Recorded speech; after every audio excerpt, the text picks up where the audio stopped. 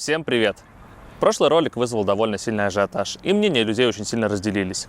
Одни были согласны со мной и посчитали, что ролик был им действительно полезен, другие же начали называть меня предателем Родины и всячески смешивать меня с дерьмом и комментировать это. Я изначально был готов к этому, так что, к несчастью для них, меня это никак не задело. Единственное, что я хочу посоветовать таким людям, это не путать Родину и патриотизм с правительством и диванным псевдопатриотизмом и перестать прикрываться мнимыми псевдоценностями. В данном случае Россия страна-агрессор, и я не знаю, как вы, но я сторонник того, что правительство Российской Федерации своими действиями совершает тяжелое международное преступление. Ну, и теперь я считаю верным закончить с политической темой и приступить к основной теме этого ролика.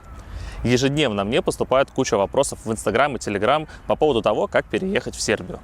Что обязательно нужно сделать, как прилетишь? Где искать квартиру? Как открыть счет в банке? И подобные вопросы. Я, честно говоря, подустал уже отвечать по 100 раз на одни и те же вопросы, и мною было принято решение выпустить один большой ролик, где я отвечу на все основные вопросы. К слову, если у вас есть какие-либо идеи про то, чтобы вы хотели услышать меня, чтобы я это рассказал, пишите об этом в комментариях к этому ролику. Я обязательно прочитаю, и если много наберется таких комментариев, я обязательно выпущу ролик на ту или иную тему. Но перед началом ролика я бы хотел напомнить, что меня зовут Максим Лихачев, и я занимаюсь мобильной разработкой.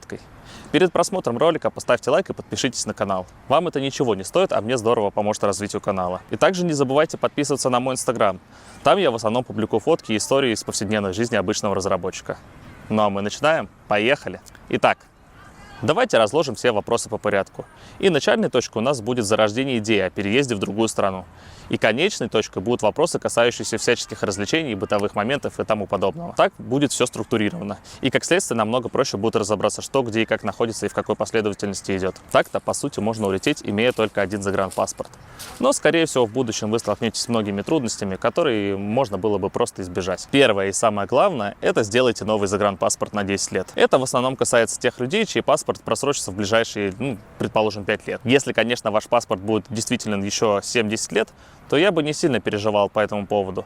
Но вот если у вас, как у меня, в паспорту осталось жить в районе 2 лет, лучше меняйте сразу на новый. Дело в том, что в другой стране через посольство получить паспорт – это довольно долгая процедура в большинстве случаев. Например, вот я столкнулся с этой проблемой сам лично. Мой паспорт заканчивается в ноябре 2023 года. И я уже, будучи тут, в Сербии, решил получить новый загранпаспорт. И все бы ничего, но то, что в России можно сделать за один, край 2 месяца, тут обычно растягивается на полгода и более. В конце июня 2022 года, а если быть точнее, то 23 июня, 23 июня, если не ошибаюсь, я начал процедуру получения нового загранпаспорта через посольство. Ближайшей датой подачи документов была уже 18 октября 2022 года. И я, естественно, записался, так как это была ближайшая дата. В среднем, после подачи документов, нужно ждать в районе 3 месяцев, пока новый паспорт сделают и доставят в посольство Российской Федерации в Сербии. Так что, если вы не готовы, что вам придется ждать 6, а то и 7 и более месяцев для получения нового паспорта, то лучше заранее позаботьтесь о получении нового паспорта еще пока вы находитесь на территории Российской Федерации. Еще одним очень важным документом является генеральная доверенность. Тут дело в том, что, скорее всего, за время жизни в Российской Федерации у вас появилось какое-либо движимое или недвижимое имущество. Машина, квартира или что-то тому подобное. Если вы собираетесь переезжать в другую страну, то, скорее всего, оставите свою собственность пока что за собой и не будете ее продавать. Вдруг что-то пойдет не так, и вы сможете вернуться туда, где у вас уже есть та же самая квартира. Но есть и обратная сторона. Вы уехали в другую страну, обосновались, решили там купить, например, ту же самую квартиру. Но предварительно захотели продать свой дом, квартиру, машину в Российской Федерации. И что же делать? Не лететь же обратно ради того, чтобы поставить пару подписей. Именно для этого я и рекомендую вам сделать генеральную доверенность. На кого-нибудь из своих близких, родственников, друзей, да неважно, кому вы больше доверяете. Поверьте, лишним это точно не будет и сэкономит вам очень много времени, если вдруг вам потребуется получить какую-либо справку в России. Также у многих из нас есть домашние животные. И многие уже не представляют, как им жить без них. В таком случае путь только один – переезжать вместе со своим любимым питомцем. В моем случае это был кот.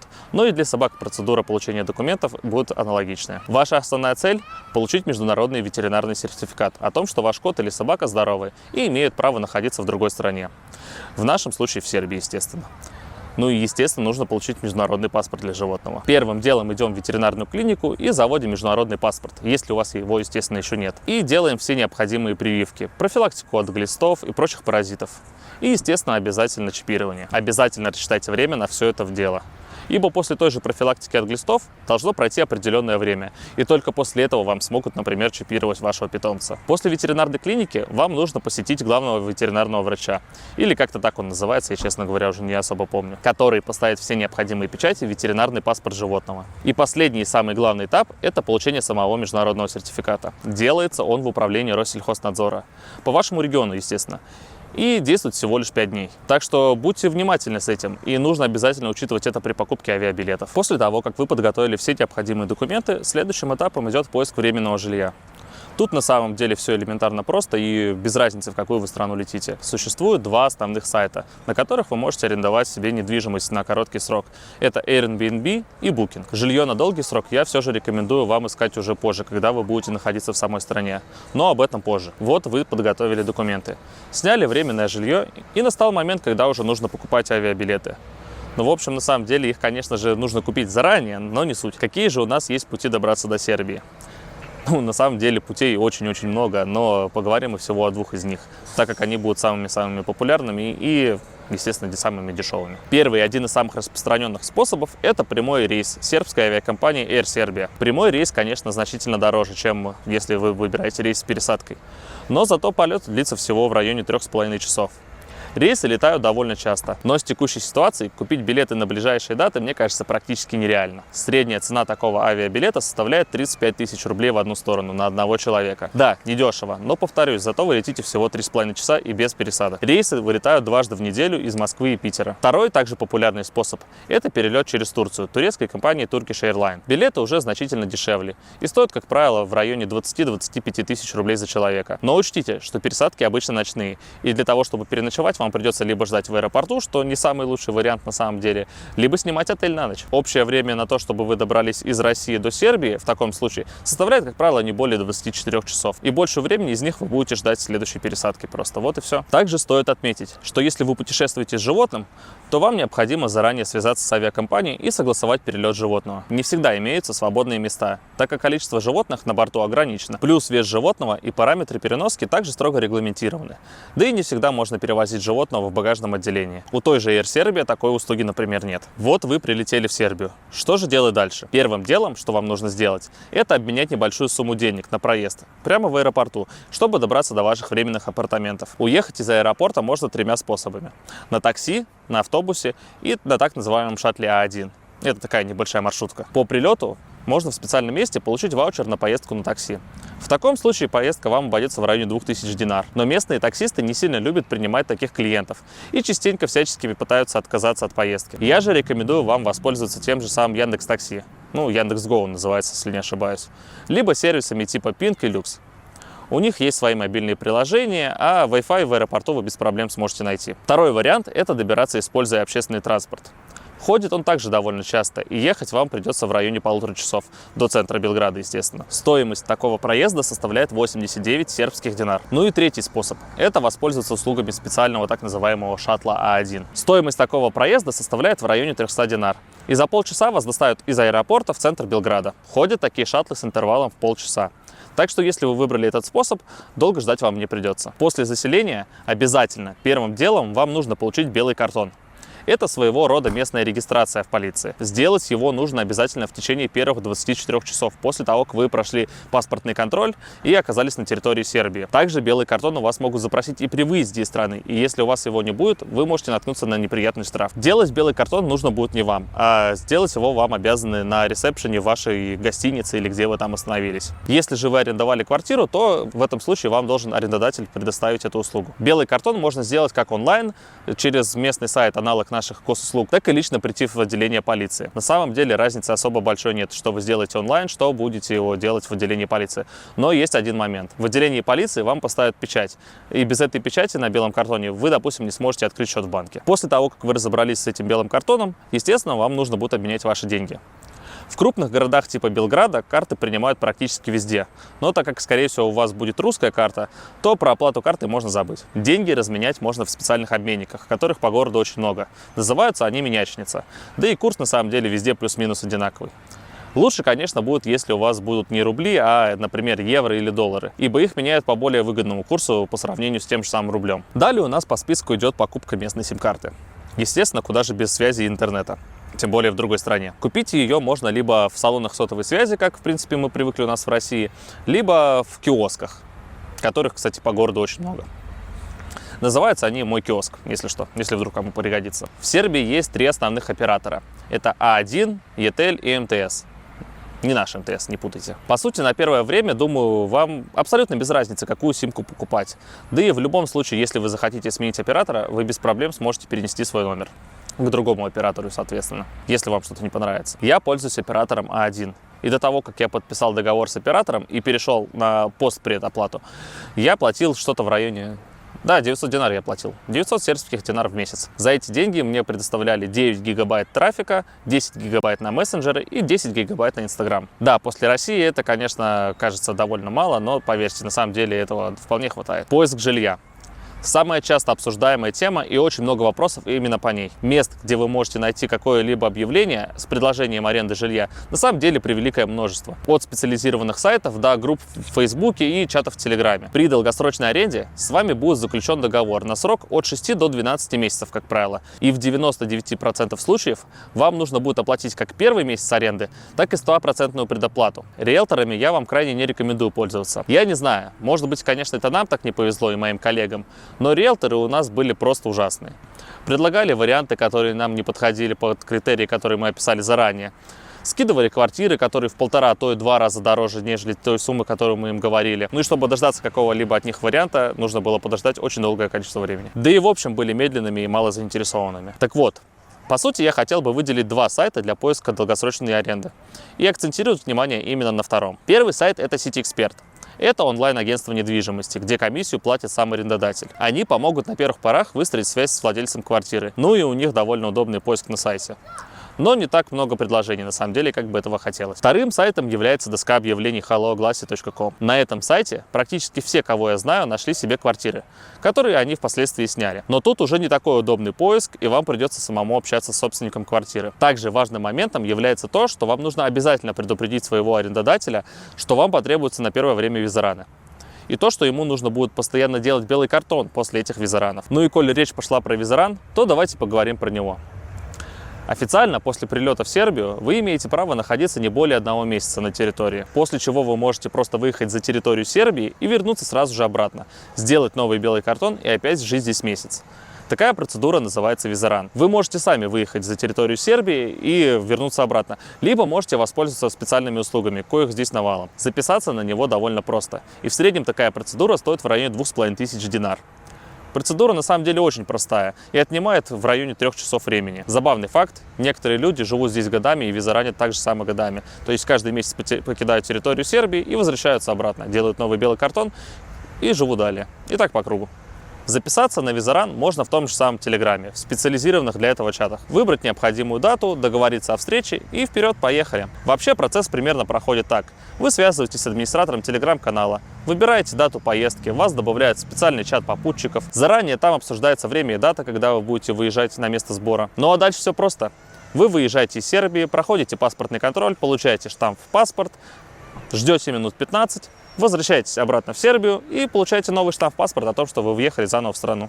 Вот, собственно говоря, и все. После того, как вы обоснуетесь, найдете квартиру. Следующим этапом идет получение сербского временного вида на жительство. ВНЖ, то есть боровак, как его тут называют, можно получить на срок от 3 месяцев до года, с возможностью, естественно, его продления. Влияет на это срок контракта аренды жилья, длина вашей медстраховки и причины, по которой вы находитесь в Сербии. Если вы хотите получить ВНЖ на год, это значит, что все, что имеет какой-либо срок, обязано действовать на протяжении всего этого года. То есть получается, что ваш контракт долгосрочной аренды жилья, медстраховка должны быть действительно еще на 1 год вперед к моменту подачи документов на ВНЖ. Есть несколько основных вариантов для получения вида на жительство. Это учеба, работа, брак или внебрачное партнерство, лечение, владение недвижимостью, либо собственный бизнес. С видом на жительство разрешено подавать документы на получение виз в другие страны. Например, шенгенские визы можно открыть только при получении вида на жительство. Ну и еще забавный факт, то, что шенгенскую визу вы в большинстве, преимущественно даже в большинстве случаев, можете открыть только на дату поездки и не более. Ну и давайте более детально рассмотрим несколько вариантов получения временного вида на жительство. Вид на жительство по недвижимости. Чтобы получить ВНЖ на основании покупки недвижимости, нужно учесть 2 момента. Помещение должно быть пригодным для жилья, и там нужно обязательно проживать. То есть купить недорогой дом в деревне, оформить ВНЖ и проживать в том же самом Белграде, в столице Сербии, не получится. Возможно, конечно, получится, но после первой проверки полиции вы потеряете свой вид на жительство. У покупки жилья в Сербии есть несколько подводных камней. Один из них – это юридическая чистота недвижимости. Часто продается нелегализованное жилье, поэтому лучше не экономить и нанять юриста для сопровождения этой сделки. Но нужно знать, что, имея вид на жительство, вы не можете купить земельный участок, так как, чтобы его купить, нужно обязательно быть гражданином Сербии. ВНЖ по браку. Еще один способ, который пользуется бешеной популярностью. Но тут опять же есть подводные камни. Полиция может прийти и проверить, совместно ли вы проживаете или нет. И если полиция убедится, что вы проживаете не совместно, то вы также лишитесь временного вида на жительство. У получивших ВНЖ по браку есть преимущество. Они могут получить личное разрешение на работу без привязки к конкретному работодателю, как при других видах ВНЖ. Следующий популярный способ – это бизнес. Фрилансеры, которые работают удаленно, или те, кто собираются оказывать услуги в Сербии, могут получить ВНЖ на основании бизнеса. Грубо говоря, вы просто приезжаете, открываете местную ИПшку и начинаете работать удаленно на ту же самую Россию, только с учетом того, что вы уже официально работаете и платите налоги. И, следовательно, на основании этого вы можете получить вид на жительство. ВНЖ по работе. Для получения ВНЖ по работе работодатель подает заявление самостоятельно. После одобрения это разрешение выдается на работу конкретному работодателю. И если вдруг вы решите сменить работу, то всю процедуру нужно будет делать, естественно, заново. И вы опять же потеряете ВНЖ. Оформление разрешения работодателю обойдется в районе 15 тысяч динар в год. При этом работодатель должен доказать, что среди граждан в Сербии подходящих кандидатов на эту вакансию не нашлось. Этот путь доступен скорее высококвалифицированным специалистам, например, айтишникам. Также пользуются спросом услуги врачей, но придется пройти процедуру носификации диплома. При наличии опыта работы и знаний английского языка, соответственно, можно попробовать устроиться в международные компании с офисом в Сербии, например. Список документов, которые необходимы для получения вида на жительство, очень сильно зависит от основания, которое вы выбрали. Более подробно можно посмотреть на сайте Министерства внутренних дел Сербии. Еще один вопрос, который я часто слышу, это как открыть счет в банке. На самом деле, до недавних пор это можно было сделать довольно просто. Вам был необходим довольно маленький набор документов, которые, в принципе, вы могли собрать в течение до первой недели, наверное, после того, как прилетите сюда. Но с недавних пор открыть счет в банке вы теперь можете только имея вид на жительство. Для открытия счета при себе необходимо иметь не особо большой список документов, но очень важных. Первым документом является договор о работе. Ваш трудовой договор. Можно использовать даже русский трудовой договор с русскими реквизитами. Например, я использовал свой трудовой договор, который я заключал еще в России. Следующий документ, который необходимо иметь при себе, это справка о движении средств за последние 3 месяца. Тут опять же подойдет любая справка, я делал просто выписку из Тинькова. Следующая справка, которая необходима, это справка 2 НДФЛ, либо ее местный сербский аналог. Ну и далее все просто. Ваш загранпаспорт, белый картон и информация о причинах открытия счета. Заявление с информацией о причинах открытия счета вам, скорее всего, выдадут в самом банке. Сначала, после подачи документов, вашу заявку будут рассматривать. Длилось это где-то в районе 2-3 дней, и после этого была запущена процедура открытия самого счета. Также карту я получил где-то через неделю после того, как мне уже открыли счет. В связи с текущей ситуацией, из-за того, что сейчас в Сербию приезжает очень-очень большое количество русских людей, то сроки могут затянуться. И на самом деле они могут быть лотерейными. Главное, что на следующий день придите просто и спросите вообще, что да как у вас по статусу с вашим аккаунтом. Ну и последняя тема, которую я хотел бы осветить, это медицина. Туристические страховки будут действовать в течение 90 дней на территории Сербии. Если провести в одной стране более 90 дней из 180, то туристические страховки воспользоваться будет невозможно. Если же вы собираетесь жить более 90 дней на территории Сербии, то вам необходимо оформить местную страховку. Например, можно воспользоваться одной из самых распространенных фирм, это Dunav Osiguranje. Годовая страховка там стоит 9000 динар. Также эта страховка подойдет для оформления временного вида на жительство. Но количество услуг, которые представляются в этом пакете этой страховой фирмы, будет минимальным, так как эту страховку в основном покупают как раз для того, чтобы получить временный вид на жительство. При наличии ВНЖ вы сможете оформить местный аналог полиса ОМС, здравница карта, или как-то так она называется. Если ВНЖ по работе, то ее оформляет, естественно, работодатель. Средний визит к врачу-терапевту в частной клинике обойдется вам в районе 2500 динар. Профильный специалист в районе 3500 динар. Ну, вот, собственно говоря, я вам рассказал об основных моментах, о которых должен знать каждый, кто хочет переехать в Сербию. Естественно, от ситуации к ситуации они могут меняться. С учетом того, что сейчас очень большое количество людей прилетает в Сербию, сроки и цены на многие услуги могут измениться. Поэтому это лучше сразу уточняйте, как только вы прилетите в страну. Надеюсь, мои советы окажутся вам полезны и помогут в переезде в Сербию. Если ролик показался вам полезным, то лучшей благодарностью и мотивацией для меня делать новые видео будет ваш лайк и подписка на канал. А если у вас остались какие-либо вопросы, вы всегда можете написать о них в комментариях, которые я, кстати, постоянно читаю. Также в описании к ролику есть ссылка на мой телеграм-канал, подписавшись на который вы всегда сможете узнавать обо всех обновлениях быстрее, чем на YouTube. Ну и всегда сможете задать мне вопросы в личные сообщения. Ну а на сегодня все. До скорых встреч. Увидимся.